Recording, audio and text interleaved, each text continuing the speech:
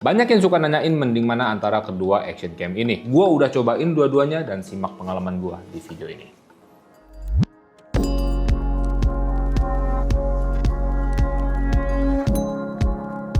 Selamat datang di Cerdas Media dengan gua Skavito, dan di video kali ini gua pengen sharing pengalaman gua setelah pakai dua action cam ini. Cukup lama buat penggunaan pribadi dan juga buat produksi. Kenapa gua pengen bahas kedua action cam ini? Sebenarnya bukan compare sih. Gua pengen ngasih gambaran ke kalian aja kalau dua action cam ini punya purpose yang berbeda. Dan gua juga suka gatel gitu ya. Erwin ini kenapa sih ngeracunin DJI mulu? Padahal si Insta360 S Pro ini, meskipun dia udah lama gitu ya, cukup lama untuk rilisnya, sekarang value-nya makin lebih worth it lagi. Kenapa gua bilang si S Pro 2 ini value-nya sekarang makin worth it lagi? Karena untuk harganya dia udah turun lumayan jauh dibandingin waktu dia pertama kali launching.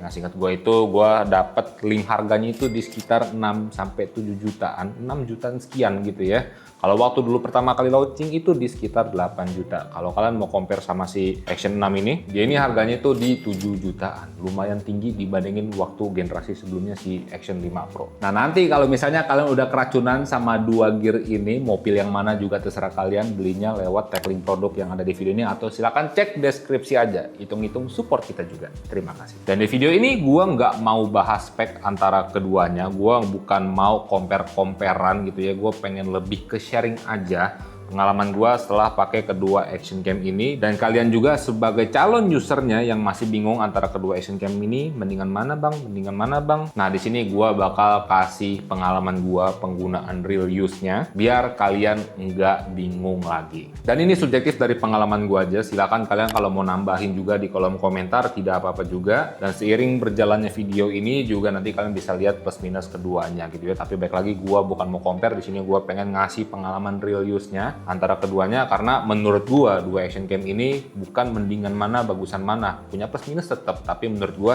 ketika kalian mau milih kedua action cam ini, itu kalian bukan cari yang terbaik, tapi cari mana yang lebih cocok di penggunaan workflow atau di penggunaan kegiatan kalian sehari-hari dalam pakai action camnya. Dan yaudah, ikuzo simak pengalaman gua. Oke, gua bakal bahas intinya aja di awal gitu ya, perihal kualitas gambar. Kita mulai dari action 6 dulu, yang dimana untuk action 6 ini lebih ngutamain konsistensi visual yang seragam. Kalau kalian pakai juga produk-produk DJI lainnya, drone-nya, atau kalian pakai pocket juga, atau misalnya kalian mau matching sama warna kamera mirrorless atau kamera lainnya yang kalian pakai. Karena di Action 6 ini punya satu kelebihan, yaitu dia membawa fitur 10-bit D-Lock M. Yang dimana yang gua rasain di SM Media untuk penggunaan 10-bit D-Lock M ini, kalau misalnya kalian mau pakai, itu cocok banget untuk penggunaan yang lebih profesional. Tapi ya gue yakin tidak semuanya bisa memaksimalkan 10-bit D-Lock M. BTW kita juga ada LUTs-nya 10-bit D-Lock M. Buat kalian yang malas-malas grading bisa cek aja di stdigital.id. Tapi ya mungkin buat kalian yang tidak se-advance itu penggunaannya, sebenarnya kalau kita ngomongin warna standarnya dari Action 6 ini aja itu udah bagus defaultnya. Tapi di sini gua buka-bukaan aja. Emang tadi gua bilang kita punya LUTs yang udah kita develop sendiri di stdigital.id. Tapi in real use-nya gitu ya di kita ya, memang look kita itu bisa mempermudah, bisa langsung instan, langsung jadi. Tapi tidak semerta-merta plok-cipot langsung dar jadi gitu, enggak gitu loh. Dan gak setiap saat, meskipun tidak sering kejadian gitu ya, tapi ada kadang-kalanya ketika kita timpa look yang kita punya pun, itu kita mesti ada color correction lagi, harus mainin kayak temperaturnya lagi, skin tone-nya dimainin lagi. Kadang tuh kita ngambil gambar di mana, kok skin tone-nya begini, itu harus dituning-tuning lagi. Nah, dengan look itu sebenarnya untuk mempermudah. Jadi kalian tuh buat ngegradingnya itu nggak start dari nol, ada titik yang lebih mempermudahnya. Kalian tinggal tuning-tuning dikit biar karakter warna gambarnya itu bisa menyesuaikan dengan apa yang kalian mau. Dan kalau kalian tidak pakai LUTs dari kita pun gitu ya, ketika kalian menggunakan 10-bit D-Lock M-nya ya sama aja kalau kalian kayak pakai S-Lock, pakai F-Lock kayak gitu-gitu ya. Kalian punya keleluasan lebih untuk nge-grading gambar lagi, menyesuaikan dengan karakter gambar yang kalian mau. Tapi baik lagi, itu butuh extra works gitu ya. Jadinya buat yang pengguna kayak awam pengennya langsung jadi aja, ya sebenarnya bisa Action 6. Cuman agak disayangkan aja, kurang maksimal kalau tidak dimaksimalkan 10-bit D-Lock M-nya. Nah, itu untuk D-Lock M-nya. Terus dari Action 6 ini juga punya satu kelebihan kelebihan lagi, yaitu dia memiliki variabel aperture yang bisa diatur dari 2 atau 2.8 sampai ke 4 gitu ya. Tapi dari pengalaman gua, untuk variabel aperture-nya ini nggak kayak kalian itu bayangannya mungkin kayak pakai kamera gitu ya. Kalau pakai kamera kan bisa kelihatan dari 2 ke F4 itu bokehnya bisa beda. Nah di sini susah kelihatan kalau kalian itu subjeknya nggak bener-bener nompok sama kamera. Kalau misalnya kalian lagi pakai untuk vlogging segala macam, ngelihat ke belakang depth of field-nya itu masih tetap agak nyaru gitu ya, masih tetap fokus, in fokus aja semuanya. Tapi kalau misalnya kalian coba untuk close up ke satu subjek atau ke objek gitu ya, barulah kelihatan variabel aperture-nya itu muncul. Dan waktu itu pernah gua tes juga barengan sama Pocket 3, yang dimana gua pakai variabel aperture di f2 atau 28, paling gedenya gue lupa gitu ya, yang dimana itu gue tes tadi bareng si Pocket 3. Si Pocket 3 itu bokehnya lebih dalam lagi dibandingin sama si Action 6. Jadi gue bisa bilang ya antara ngaruh sama nggak ngaruh lah. Nah itu baru dia compare sama Pocket 3 sama DJI-nya sendiri. Buat kalian jadinya jangan berekspektasi lebih gede dengan adanya dia membawa variabel aperture. Ketika kalian pakai itu bisa sama bokehnya kayak lagi pakai kamera beneran. Enggak gitu ya, taruh ekspektasi kalian jangan terlalu tinggi. Tapi ya masih bisa gua ajarin juga karena ini kan action cam, sensornya kecil gitu ya. Kalau kalian bandingin sama kamera tadi ya jelas aja gitu. Karena kalau kamera kan sensornya gede, dapat bokehnya lebih gampang lah. Ya ini ya agak sulit. Nah sekarang kita beralih ke S Pro 2, yang dimana ketika kalian pakai S Pro 2 ini, kalian nggak perlu mikir yang ribet-ribet gitu ya. Dan nggak cuma di S Pro 2 ini aja, ketika gua pakai Insta360 Go Ultra atau si S Pro yang pertama atau kamera 360-nya Insta360 pun juga demikian. Apa yang kalian lihat, apa yang kalian capture, itu yang kalian dapat hasil gambarnya. Udah SOC begitu aja. Dan di sini mungkin kalau kalian mau ngeliat hasil perbandingan gambarnya aja, di profile sama-sama standar, si DJI Action 6 ini nggak gue pakein si D-Log M, standar aja jadinya. Memang DJI ini bisa kelihatan lebih natural dibandingin sama si S Pro 2. Tapi kalau kita ngomongin detail, kontras ketajamannya, apalagi kalau kalian lagi ngarahin shootnya itu ke langit-langit, ke awan, dan di sini gue ada juga contohnya. Di sini hasil gambarnya buat nge-maintain dynamic range yang lebih baik, si S Pro 2 ini lebih baik dibandingin dari DJI. Mungkin persamaannya kalau di kamera gitu ya, dari brand kamera itu kayak Canon sama Nikon. Dua-duanya bagus, standarnya dua-duanya bagus gitu ya. Si Canon itu lebih kalem mewakili si DJI Action 6. Kalau si S Pro 2 ini mewakili Nikon. Gambarnya tuh bagus gitu ya, tapi itu lebih tajam, lebih kontras, lebih detail aja gambarnya. Dan itu baik lagi ke preferensi, mana yang kalian suka antara Action 6 sama si S Pro 2 ini. Dan kalau kalian nanya, Bang, apakah di S Pro 2 ini punya file lock juga kayak di DJI dengan D-Log M-nya? Iya, dia punya, namanya adalah iLock. Tapi di penggunaan ST Media, itu jarang kita pakai, bahkan hampir tidak pernah. Gua puas sama warna standarnya. Kenapa gua nggak pakai atau ST Media tidak pakai iLock-nya dari si S Pro 2? Karena untuk file lock-nya di S Pro 2 ini itu cuma di 8 bit aja. Buat mainin warna atau detail-detail segala macam itu kurang leluasa kayak di D-Log M-nya DJI, karena di D-Log M DJI itu udah 10 bit, jadi datanya lebih banyak gitu ya. Di sini cuma 8 bit di S Pro 2. Tapi buat gua nggak masalah, kayak yang tadi gue bilang, ketika gua pakai S Pro 2, gua nggak perlu file lock-lockan buat gambarnya bagus. Gua pakai standarnya aja itu hasilnya udah oke gitu ya. Gua rekam, siap gua trim, kalau mau di-upload ke sosmed atau buat editing juga nggak perlu grading-grading lagi sih, wow gitu ya, tinggal trim-trim aja mana yang mau dimasukin, upload, kelar gitu ya, simple. Dan kalau kita ngomongin untuk kualitas low light, dua-duanya ini bisa proper, bagus, cakep. Si DJI ini punya algoritma low light-nya namanya itu Super Night. Kalau si S Pro 2 dia bawa pure video. Tapi kalau kalian udah cobain dua-duanya, dan kalau dari pengalaman kita aja, si S Pro 2 ini pure videonya itu punya kemampuan low light yang lebih baik dibandingin DJI dengan si Super Night-nya. Nah mungkin di sini gua kasih tips sedikit aja buat kalian yang belum pernah pakai sebuah action cam untuk dipakai konten gitu ya. Ketika kalian konten pakai sebuah action cam, itu kalau bisa pakai di resolusi maksimalnya gitu ya. Kalau misalkan mentoknya dipakai 4K, ya udah lo pakai 4K. Kalau di sini dia bisa mentok sampai 8K 30 fps ingat gua. Itu kalian pakai resolusi paling gedenya. Karena apa? Biar kalau misalnya kalian upload itu nggak kena kompresi, gambarnya nggak pecah gitu ya. Ini base pengalaman kita aja. Gua pernah nyobain dua-duanya ini buat review juga keperluannya gitu ya. Gua mikir mungkin dengan 4K-nya aja itu udah bagus aja gitu kan, hasilnya oke-oke aja. Tapi pas masuk ke Premiere di render sama kok hasilnya begini, pecah-pecah terus pas gua cek lagi kesalahan gua di mana, oh gua tadi ngambilnya pakai 4K, harusnya pakai 8K biar dia nggak kena kompresi lagi segala macam. Gua nggak ngerti ya kayak gimana, cuman tuh ketika gua pakai 4K-nya aja itu gambarnya kurang oke lah. Jadi Gua saranin buat kalian ketika pakai sebuah action cam itu kalau bisa pakai resolusi maksimalnya kalau mau gambarnya lebih jernih. Dan kalau kalian nanya lagi, Bang, apakah dua-duanya bisa shoot 4K 120 fps? Iya, bisa. Jadi untuk kesimpulannya, perihal kualitas gambar, kedua action cam ini punya purpose yang berbeda karena punya keunggulan tersendiri yang berbeda-beda di setiap action camnya. Yang dimana DJI ini unggul dengan D-Lock M-nya kalau kalian mau pakai action cam-nya ini di penggunaan yang lebih profesional, kalian mau dapat hasil gambar yang maksimalnya, mau dapat keleluasan untuk matching hasil gambarnya dengan kamera yang kalian pakai, apalagi kalau kalian pakai produk-produk DJI lainnya. Dan gua ingetin lagi, marketing dikit gitu ya, buat kalian para pengguna DJI yang punya D-Lock M di produk kalian, bisa cobain LUT-nya ST Media aja. Itu bisa bikin gambarnya instan langsung jadi. Kalaupun tidak bisa instan langsung jadi, ya kalian paling tuning-tuning dikit, gambarnya the best. Nah, kalau kesimpulan kualitas gambar dari si S Pro 2, dia mengutamakan itu simple gitu ya.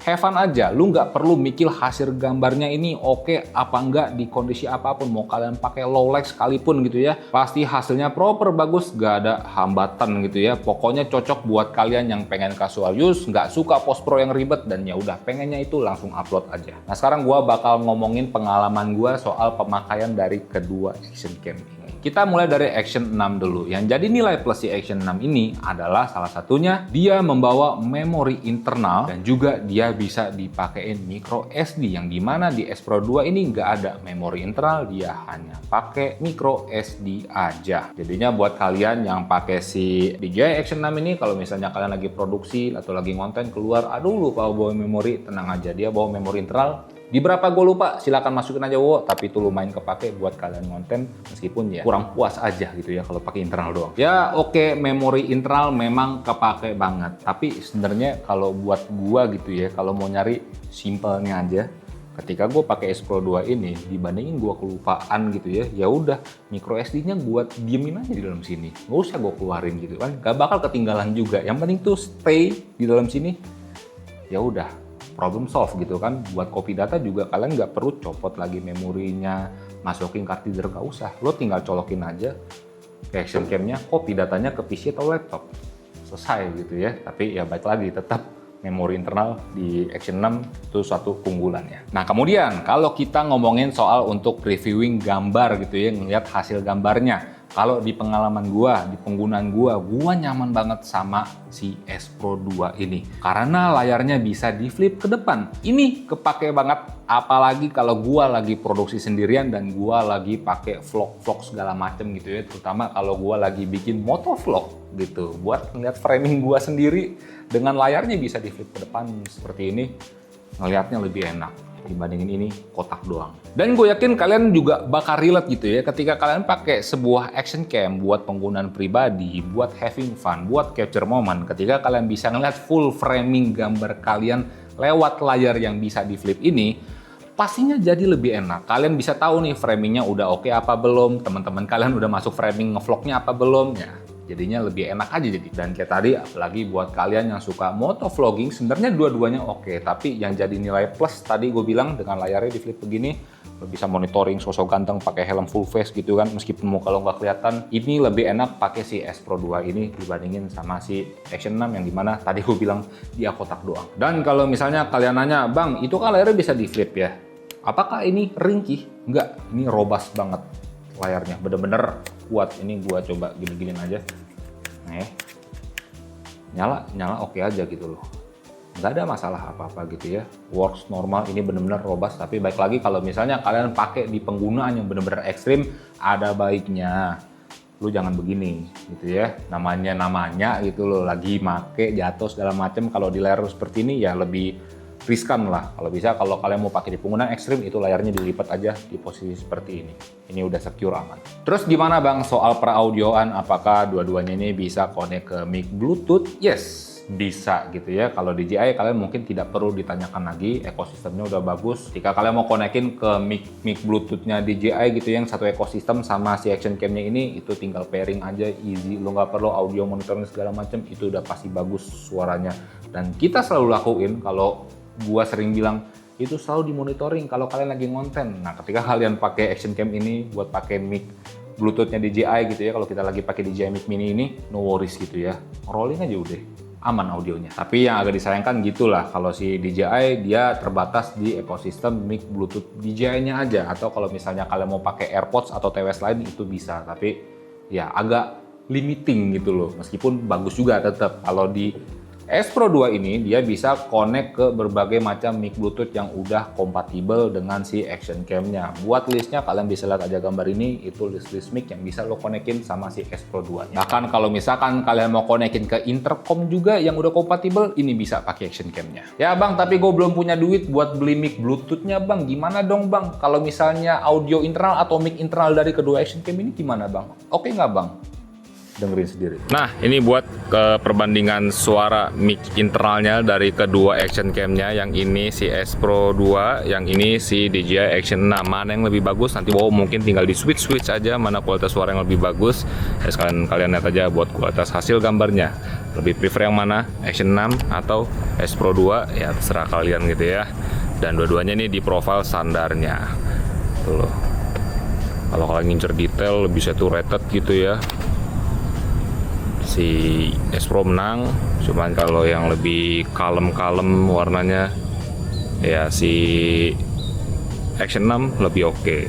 Preferensi aja lah, mana yang cocok sama kalian silahkan komentar aja, oke? Nah udah kan, kalian bisa dengerin sendiri. Tadi gue udah ngetes juga di outdoor gitu ya, mana yang lebih oke. Silahkan komentar aja, gue pengen denger pendapat kalian. Lebih bulat si S Pro 2 atau si Action 6 gitu ya. Oke, buat daya baterai yang dibawa dari S Pro 2 dulu aja. Dia bawa daya baterai di 1800 mAh. Kalau si Action 6 itu di 1950. Memang lebih gede si Action 6, tapi kalau dari penggunaan gua pribadi, real use-nya, ketika gua pakai dua action cam ini buat gambarannya, itu sama-sama awet gitu ya. Gua tidak ada pernah masalah ketika pakai dua action cam ini. Gua pakai seharian cukup lama, itu tenang aja gitu ya, bawa satu baterai aja cukup. Toh kalaupun habis satu baterai itu, gua tinggal cas aja pakai power bank, udah PD fast charging, dan dua-duanya ini udah bawa PD fast charging juga. Itu ngecas dari 0 ke 80% itu nggak sampai 20 menit gitu ya, cepet. Tapi kalau dari 80 ke 100 itu bisa sejam,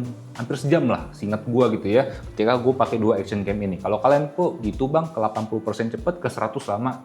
Gak tahu gua. Nah, kesimpulannya kalau soal penggunaan untuk daily vlog, casual use, buat gua si Insta360 S Pro ini menang karena satu hal, yaitu layarnya bisa di flip ke depan, dan itu mempermudah kita sebagai usernya buat ngelihat framing yang kita ambil secara full dibandingin DJI yang displaynya itu bentuknya kotak doang, yang dimana kalau gua pakai real use-nya ya gitu ya, lagi motovlog kalau gue biasanya gitu kan, kiri kanan gini, gue ngeliat oh nih udah enak nih framing gue nih, yang ini kotak doang gitu loh.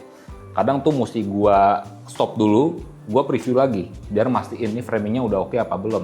Jadi di sini buat harian lebih enak. Dan yang di awal tadi gue bilang, memang keduanya ini adalah sebuah action cam, tapi masing-masing ini punya purpose atau target user yang berbeda. Yang ini kalau kalian mau ngarah lebih profesional kayak tadi buat nyeragamin semua footage lebih leluasa.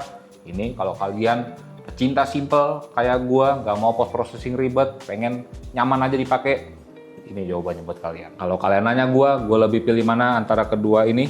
Kalau misalnya gua nggak di teh gitu ya, buat penggunaan gua pribadi, gua pilih S Pro 2 karena simple. Udah. Tapi gimana dengan kalian? Apakah kalian tim DJI atau kalian timnya Insta360? Coba boleh komentar aja. Kalau kalian keracunan sama dua gear ini, boleh kalian silakan cek tag link produk kita yang ada di bawah aja. Barangkali ada diskon, dan mumpung si S Pro 2-nya murah, belinya dari link kita. Hitung-hitung support kita juga.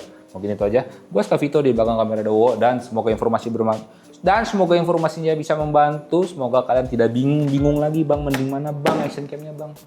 Ini udah gue jawab pakai pengalaman gue pribadi gitu ya. Itu aja. Semoga puasanya lancar. Adios. Jangan lupa buat berkarya.